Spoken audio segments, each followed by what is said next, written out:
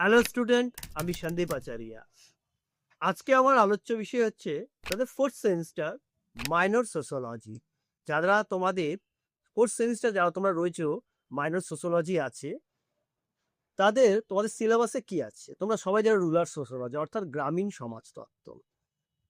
তো গ্রামীণ সমাজতত্ত্ব থেকে আজকে তোমাদেরকে আমি 100% সাজেশন দেব, এবং এই সাজেশন তোমরা যদি পুরোপুরি একদম তৈরি করে যাও, তোমাদের কিন্তু পরীক্ষার কোনো টেনশন থাকবে না। তাই আমি এবার হচ্ছে আগের থেকেই তোমাদেরকে সাজেশন দেওয়ার প্রক্রিয়া কিন্তু চালু করেছি।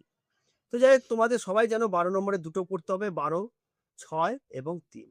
তো 12 নম্বরের জন্য তুমি কি কি পড়বে দেখো, 100% সাজেশন আমি এখন বলছি, খুব ভালো করে এটা নোটস করে নিতে পারো খাতায়, আর এটাই তৈরি করো। তো আমার ফার্স্ট প্রশ্ন, গ্রামীণ সমাজতত্ত্ব কাকে বলে, এর প্রকৃতি ও পরিধি আলোচনা করো।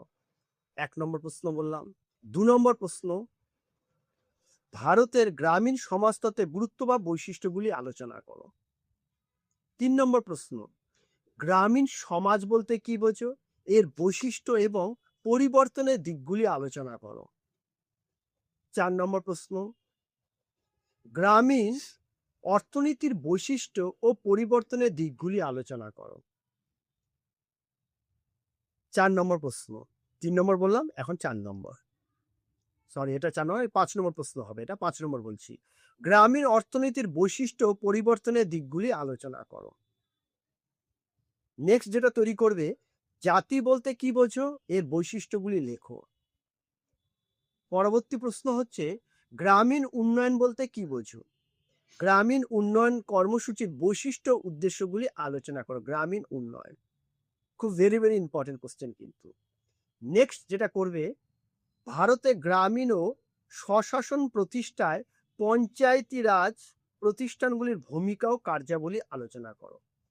এছাড়া পঞ্চায়েতি রাজের বা পঞ্চায়েতি ব্যবস্থার যে স্ট্রাকচার বা গঠন প্রক্রিয়া আছে তা আলোচনা করো, এর সাথেই করে রাখবে। এবং আমার লাস্ট সাজেশন, এটা 100% সাজেশন, 12 নম্বরের লাস্ট সাজেশন, কি করবে, পশ্চিমবঙ্গে ভূমি সংস্কার কর্মসূচির লক্ষ্য বা উদ্দেশ্যগুলি আলোচনা করো। পশ্চিমবঙ্গের ভূমি সংস্কার কর্মসূচির লক্ষ্য বা উদ্দেশ্যগুলি আলোচনা বা শেষ। এই যে আমি 5 থেকে 6টা তোমাদেরকে দিলাম, এটাই কিন্তু 100% সাজেশন। আর এটাই তোমরা যদি প্রস্তুত করে যাও, তোমাদের কিন্তু আর কোনো সাজেশন দেখতে হবে না, কোনো টেনশন করতে হবে না। এই সাজেশনটাই তোমরা তৈরি করে যাও, এবং পরীক্ষার পর তোমরা আমাকে কমেন্টস বক্সে জানাবে যে পরীক্ষাটা কেমন হলো। যদিও তোমরা এর আগেও আমাকে কমেন্টস বক্সে অনেকে জানিয়েছো যে তোমাদের থার্ড সেমিস্টার পরীক্ষা খুব ভালো হয়েছে। দেখ, এবার আমি আসছি 6 মার্কসের জন্য। 6 মার্কসের জন্য তুমি কি তৈরি করবে দেখো। 1 নম্বর প্রশ্ন, প্রাধান্য বিস্তারকারী বা প্রভাব বিস্তারকারী জাতি নিয়ে একটি টিকা লেখো, মানে ডমিনেন্ট কাস্ট, এর উপর একটি টিকা লেখো। 2 নম্বর যেটা তৈরি করবে, ড্যানিয়েল থনারে কৃষি শ্রেণীর কাঠামোটি আলোচনা করো। ড্যানিয়েল থনারে কৃষির যে শ্রেণীর যে কাঠামো আছে, স্ট্রাকচার, ক্লাস স্ট্রাকচার, এটা আলোচনা করো বা টিকা।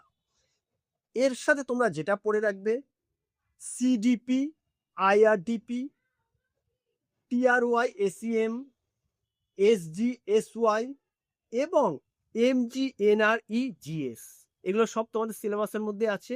এগুলো 3 এবং 6 দুটোই কিন্তু তোমাদের কাজে লেগে যাবে, অর্থাৎ পরীক্ষায় আসবে। এবার আমি 3 মার্কসের বলছি। 3 মার্কসের জন্য তুমি কি তৈরি করবে, কৃষক সমাজ, পিজেন্ট সোসাইটি, 1 নম্বর। 2 নম্বর হচ্ছে সংস্কৃতায়ন।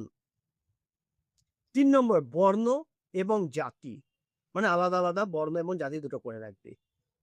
নেক্সট যেটা করবে, 4 নম্বর যজমানি পদ্ধতি। 5 নম্বর পশুপালন আদিবাসী, এবং শেষে বলবো যাযাবর আদিবাসী। বাস, এই যে কয়েকটা প্রশ্ন তোমাদেরকে আমি বললাম, এই প্রশ্নগুলোর বাইরে কিন্তু কোনো প্রশ্ন আসবে না।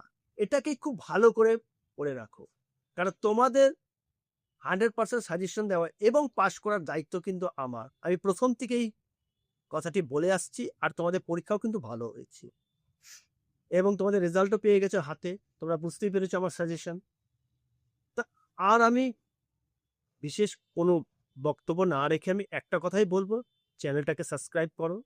যারা নতুন আছো, সাবস্ক্রাইব করার পর তোমরা নতুন নতুন নোটিফিকেশন পাবে, নতুন নতুন আরো কিছু জানতে পারবে সাজেশন তো আছেই, তার সঙ্গে তোমরা নতুন উত্তরপত্র নিয়ে আলোচনা করব, কতটুকু প্রশ্ন কত নম্বরে কতটুকু লিখবে, সবকিছু কিন্তু নোটিফিকেশন তোমাদের আসতে থাকবে।